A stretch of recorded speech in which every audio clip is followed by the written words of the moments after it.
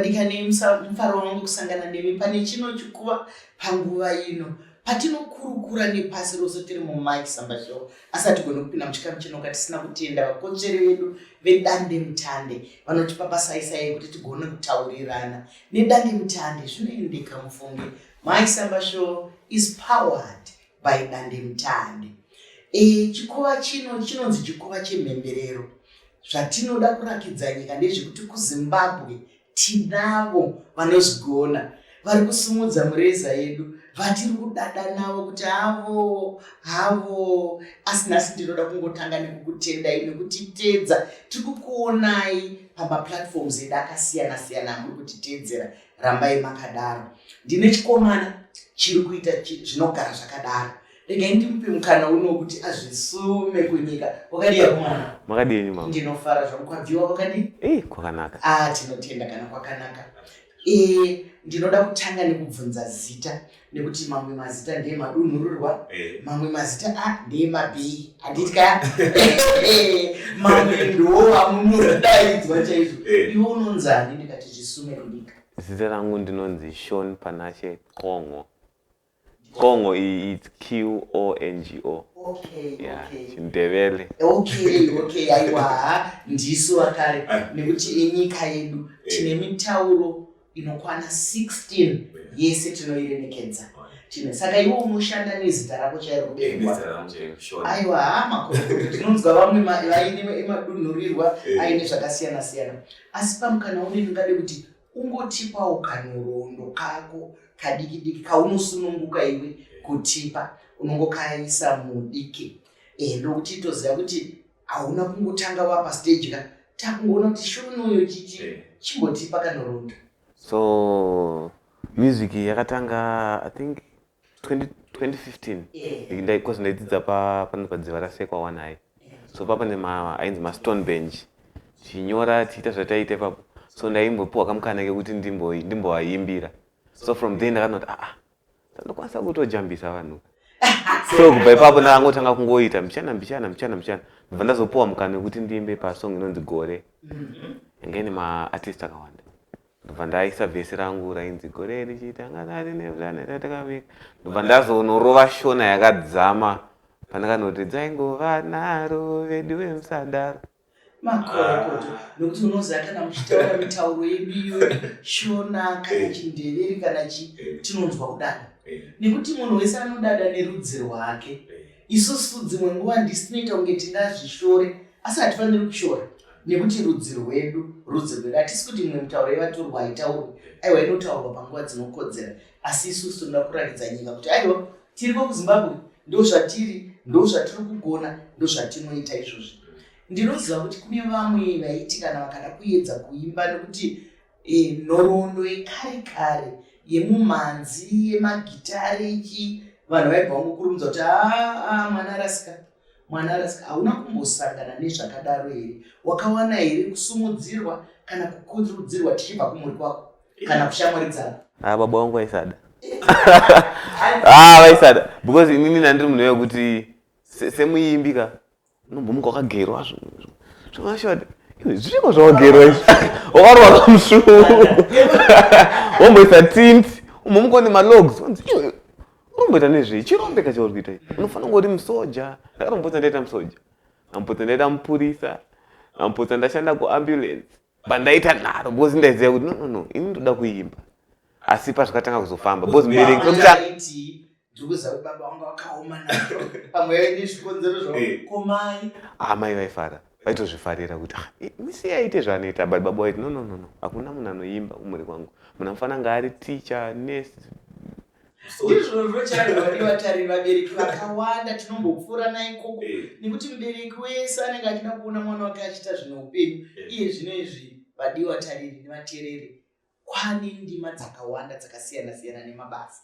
Kuimba ibasa rinotoshamisa, nyambo, udzidzisi, unogona kutotanga ndima yako nhasi isina kumboitwa nevamwe vanhu. Saka izvozvo tinongoda chete kuti vabereki vazvinzwisise izvozvo. Tiri kuenderera mberi takagara pamusha wedu uno watinogara tichingotenda vaMambo Space Creations vakati pamusha iwowo wandakagara naSean muimbi ane mukurumbira, muimbi wechidiki. Ndakaona kuti wakamboita zvimwe zvinogara zvakadaro zveColdplay. Ngatimbozvipinda. Wakasvikapo sei? Zvakafamba sei mukazodii? So zveColdplay zvakafamba so. Muimbi anotungamira Coldplay anonzi Chris Martin akauya muZimbabwe. Ndobva ati ndoda kuona ma-artist emuZimbabwe ese aripo. So ingati more like B&B kunge pana takabva ndakaungesa katente vanhu vakagara vachimwa madrinks. So ndakatogara naye paside pandasingazivi ndiani. Saka taitotaura nyaya ndisikazondagara namakuru wani. So pane nguva yakazonditi zvoni unoimba chimboita something ndimboona hangu. Ndakati it's okay. Pandapinda ndobva ndangoimba zvimwe zvaizvaya zvokungoti ndatumwa ndatoimba mandapedza.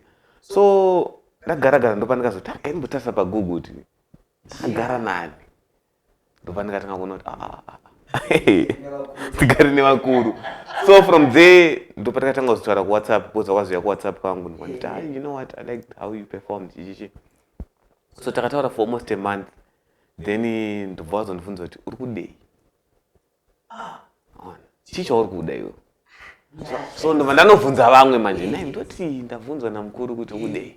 Vamwe vakati piwa mari, vamwe vakati taura zvauri kuda ita nda studio, vamwe vakati ini ndobva ndazongoti mukuru ndingakwanisa kuita zvimwe zvese zvandingakumbire ka.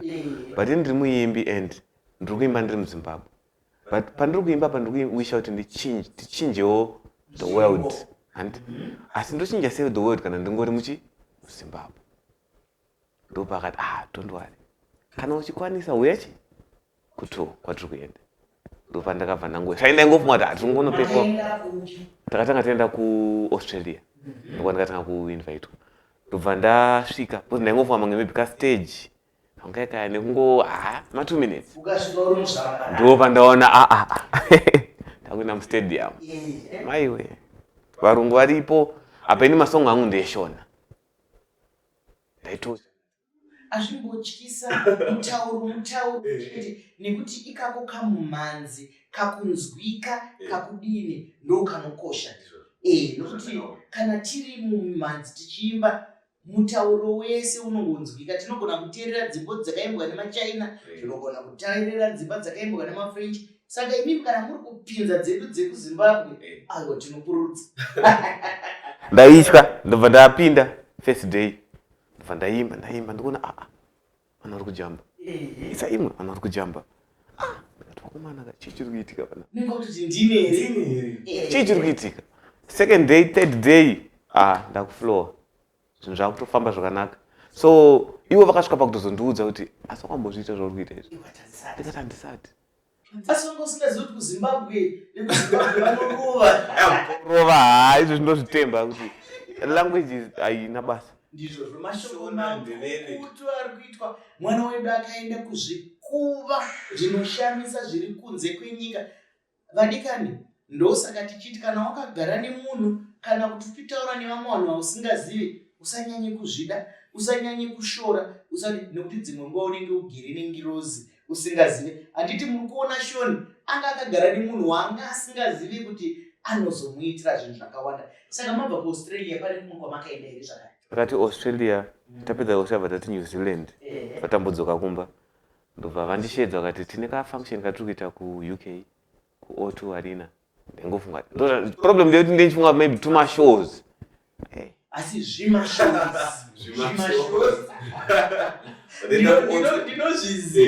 Ndinozviziva nokuti kunyange inini pandakamboenda kunze kwenyika ndakazoda kuchema. Unoziva waona kukura kwazvo wazidi unoita tumusodzi tuya tusingadonhi unotoziva tunonzi tumunyen'aira dovi. Pachirungu tinongoti munhu aita tiere nokuti unenge wanyatsozadzwa. Asi ndo zvatiri kufara nevana vemuZimbabwe. Ndinoteedza zvaunoita nziyo iwo handizi kuti mumhanzo wako unonzii. Une zita here kana kuti mumhanzo waShona? Inini ndoita zvese. Like ndoita R&B, Afrobeats, zimdanso. Ndiri kwese. Because ndakaona kuti ndikada kustika nechinhu one. Ko vamwe ava ndovasiya nenzara. So ndiri artist, be artistic, ita zvese. Bata kwese. Kana sungura ndiri kuuya. Ndizvozvo uchazogona kufamba nebabasha. ndiri kuona pane imwe yandakaona yatingati yamunoti makolabhu. Zvakanakirei kuita nziyo imwe yomuunganidzwa yomubatanidzwa? Zvakatinakirei? Zvakanakira ndezvekuti patinoimba zvakafanira zvatiri kuita izvi zvekuti tiri painterview, vanhu venyu vachandiona, ino vangu vana vachaita se vachakuonai. Same nepatinoimba takabatanidzwa. Ndakaimba naMadedido naNishati song inonzi Manake. Yatambirwa zvandisiri kunzwisisa. Ndizvo ngatimboipindai tinzwe. Manake ndati chichanyanyonaka. Manake kuti zvinhu zviri kufamba zvatiri kuda. So far zvinhu zviri kutsvedza. Ndizvozvo ndiri kuona kuti kana tichinge takabatana hatitarise rudzi kuti musikana here, mukomana ndanzwa vataura Nishati, vataura saka kana vanhu tichinge tichishandidzana, ngatishandidzei varume, madzimai, vakomana, vasikana, kubatana nekuyamurana kunotisimudzira chaizvo ipapo. Ndakatarisa rumwe rwiyo rwako runonzi ndopaunonetsera. Anonetsereiko? Hanzi chiko? Hanzi asi kudaira foni munhu iyeye. Ndaneta nekufoni. Kana nganda kumudza kuti daira foni. Unoziva kuti daira foni iyoyo yaunoimba iyi inyaya yekukonzeresa chaizvo. Vamwe vari kurambana, vamwe vari kurwa, vamwe vari kudini. Munhu anogona kungodaira here foni nguva dzese shona. Zvinonzwisisika here kuti ukafonera mudiwa wako akasataura newe, ukafonera unogona kunzwa here mumwoyo kuti pada ari kuita basa, pada ari chii chaunotanga kufunga kana foni isiri kudairwa? Foni ikasadairwa ini mwoyo wangu unondudza kuti pane munhu apa. Foni kuregerere at least ndidaire nditi ndiri kubika ndokufonera izvezvi manje ndonzwisisa kana wanga wari busy. Ndizvo zvopacho kuchenjedza kutaurwa kuti ikoko kunze ikoko musazotanga kukanana nekuti hamuna kudaira foni. Hanzi ingotaurai kuti ndiri kuita ndiri pabasa, ndiri mumusangano. Dzimwe foni dzinobva dzatongokuudza pekutaura kuti junga kuti ndinozokufonera ndinozodini, asi chikuru kupindura. Sei zvakanaka kukurukurana yatingati pachirungu communication, nokuti nhare yako iwe kutaura pamusoro pekuti aiwa ngatidyidzanei. Sei zvakanaka kudyidzana? Chazvakanakira ndechekuti unocreata yatinoti trust kumunhu wako. Kuvimba. Nekuti chandinoziya ini vanhu vemadzimai vanoda kucommunication. Kana usingataure kwauri mupfungwa make arikutoti pane munhu apa. Uripi? So tell kuti no ndiri kubasa mai mwana. Izvezvi ndakumboenda kuna Mike Samba. Ndabva kuna Mike Samba ndakunodya. Ndakubva ndakuno. Ndo zvavanoda. Varume havazvido here? Noti wati madzimai ndivanozvida. Varume havazvidei. Iwo mudzimai wako akangobuda mumba akanyemakarika zuva rese, haungabvunziwo here kuti mama muri kupi nhasi hamuna kudaira foni sezvawakatoimba? Haungabvunziwo here kuti nhasi manonoka? Haungadaro. Kuzvida tozvida. Asi ukazonyanya ndotokudza kuti wangu usazonyanye kubva wazondiupdate ndokutrusta. Ini naitrust hangu munhu wangu, but munhu wangu angonanga asinganditrust ende ndomunzwisisa. Vadiwatari nevateereri tinoti kana muchinge mapinda mukudanana,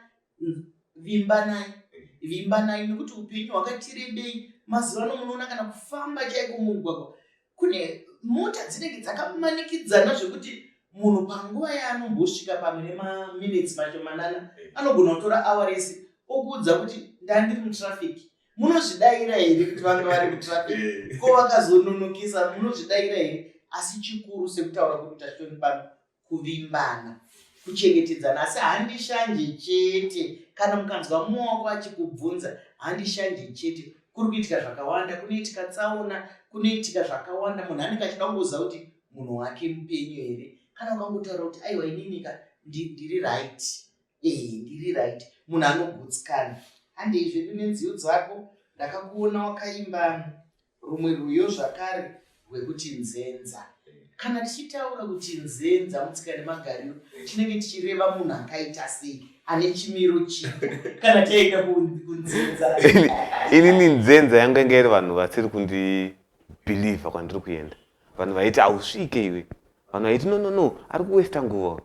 Ndo vanhu vandaitaura kuti no imimi maiti handisvike, tarisai pandiri. Ndizvozvo. Saka iwe ungade kuti kudii kune mumwe munhu akagara pamukombero pedombo ari kunzi nevanhu zvamuri kuita hapana kwazvinofamba izvi anani ndotonoziva kuti vanhu vanobva kupa nemuenzaniso kuti ninga akambozvita zvinofamba izvi ninga akambozvita zvinofamba asi kana munhu aine chidaka chekuita chinhu chaada kuita iwe ungamupe kurudziro yekuti chii? Ini chandinoona ndechekuti paunondudza kuti ninga hana kusvika kana kuti ninga hana kudai, munhu wese ane nzira yake. So iye nzira yake paasvika ndepapo, ini nzira yangu ndiri kuiona kwairi kuenda, and gara uchiziva zvaunoda mwoyo mako, so that paunozviwana unoziva kuti ndozvandaida izvi. Pamwe pacho tinopesana nazvo because hausi kuziva zvauri kuda. Ndizvozvo mashoko akanaka echenjedze. Ndosaka tichigara tichitaura kuti munhu nemunhu ane kaundega, kauniqueness, ndikakwereta izwi rechirungu, kaundega kako iwe kari kukuti chii? Nekuti vamwe vari kuita gurumwandira, akaona vari kuimba vaida vakunoimba, vakaona vari kutamba jocho akuenda kujocho, akaona vari kuruka. Iwewe chauri kuda chii? Nekuti kana uine chidaka nechaunoda unosvika chete. Tinogona kupanana mazano, tinogona kuyamurana, asi chaunoda iwewe unogona, nekuti unogona. Handei nenziyo dzako. Wakataura newandakada. Hanzi kudiko newandakada. Zvinododiko kudiwa kunzwa kuti ndiri kudiwa. Ibo ngatimupinda nokuti nyika yakazara nerudo. Ende vanhu vanozvida nyaya dzerudo idzodzo. Saka kana uri kudiwa unonzwa sei? Iyi manje ndaiimbira musikana kuti ndiwe wandakada. Tingarwe, tinganetsane, tingaite sei, asi kupera kwezuva ndiwe wandakada. Usandisiye, don't give up. Iko kudiwa kunonyatsoita sei munhu kana uchimuda? Ndoziva kuti mubvunzo wakaoma. Kakudiwa kanopa chii kumunhu ari kudiwa? Iwewe kana wanzwa kuti Susan ari kundida, toti pamwe ndiye musikana wako kana mudzimai wako, uchinyatsonzwa kuti ndiri kudiwa, iwe unonzwei? Ndinganyeva. Ini ndinonzwa kutekenyedzwa, ndinonyatsonzwa kutekenyedzwa, ndinonyatsonzwa kudakara, ndinonyatsonzwa kana murume wangu anditaura kuti ndokudai, ndobva ndivada. Zvakangonaka. Izvozvo vadiwa tarika zvinoda kuyeuchidzana, nekuti kana mangogara chete ndoziva kuti dzimwe nguva kutsika nemagariro kune vamwe vanenge vachitotaura kuti ukaona ndakanyarara ndiri kukuda. Aiwa, munhu anototaurirwa tikakwere takazwi kechirungu semadikiso pakukudowa mai kana kuti muroora wechidiki uya I love you, iwo achitaura kuti I love you, mashoko akanaka. Unozaisa zvako kunziyo kuti ndowandakada, asi munhu ngaazive kuti ari kudirwei, achiri kudirwa. Zvino unosifunga kuti kana taapa mazera ano vakasazvitauro kana rimwe zuva unenge wakutoita zvekutoruta kuti ava vachiri paira. Ko pasituation yekuti munhu unomuti ndokuda obva ati ukudei, kana kuti maitei nhasi. Aiwa, ukati ndokuda akati uri kudei, iwe unomudzwa ndoda ini. Nokuti mubvunzo iwowo uri kureva une chirevo mazuva ano, nekuti mumwe munhu anenge achida mota yako, mumwe munhu ari kuda mari yako, mumwe munhu ari kuda zvimwe zvisinei nerudo. Saka munhu achizobvunzawo mubvunzo kuti chauri kuda chii? Saka mubvunzo wekuti unopindurika kuti ndiri kuda iwe. Kana wada munhu zvinova kuti uri kumuda nezvaari. Chiringazuva chedu chiri chikuru chichimhanyisana nesu, asi ndii tichida kuti timhanyisane nenguvawo zvedu zvakanaka. Wakaimba rwiyo rwekuti help me God.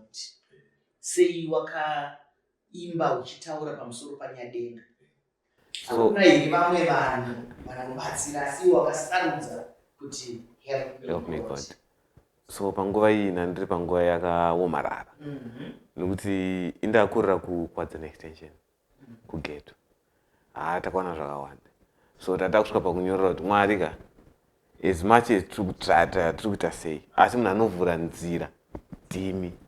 Tinogona kumboimba, tinogona kuenda kumabasa, tinogona kuita zvatinoita, asi at the end of the day ndimi munovhura nzira. So ndibatsirei ndisvike kwandasvika. So kusvika pano chandiudzwa ndechekuti ndiMwari, asi imi. Amen.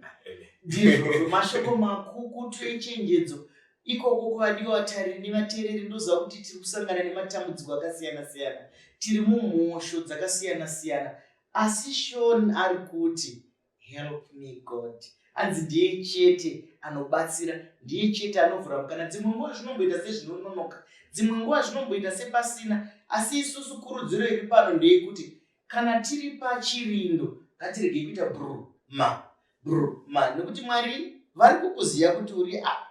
Zvino ukanga waenda apa, ukaenda apa, dzimwe nguva kwawabva kuya kunosara kuchiita kamoto. Handiti nazvo? Ndine mibvunzo miviri yandinogara ndichingobvunza vanhu kuti tinzwe kuti vanofunge. Tiri kutarisa kuti nyika shoni yaipa nenyaya yemadrugs, kwete Zimbabwe yega, pasi rose. Unoda kuti kudii nenyaya yemadrugs? Zvoitwa sei? Nekuti vamwe vanotaura vasina chokwadi nezvavanotaura vanonzwa kuti anopa simba, ndiwo anoita kuti vanhu vatambe kusvika kunze kuedza. Unoti kudii? Madrugs ari kudzora zvinhu mumashure. Ende nyaya inotondibata nekuti zvandataura kuti ndakakurira kuwadzana, vanhu vandakakura navo, vanhu vandikadzidza navo, ndosangana navo izvezvi ndonzwa tsitsi. And I feel like tofana kungo sema-artist tofana kugadzira handichazivi kuti chaita sei, but ka-organization kekuti vanhu vangogara vari busy, so tongobatana toti right, nhasi tinotora toenda kubudiriro, tinosarudzwa natikusarudza, vachatibatsira kuita giveaway, like kuenda kuma-foundations. That's what I'm thinking.